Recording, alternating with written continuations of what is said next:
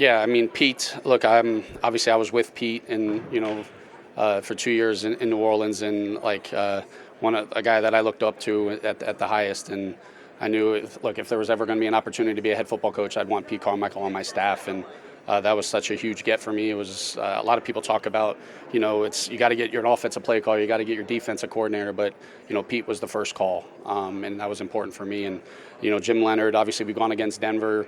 I followed Jim, in his back to when he was at Wisconsin, and in the Penn State days for me. And I always try to write down coaches that while I'm evaluating, I notice how their either defenses play or their groups, the defensive backs. And I go back to my notes from when we played them in the playoffs 2 years ago, and it was just like how well coached they were.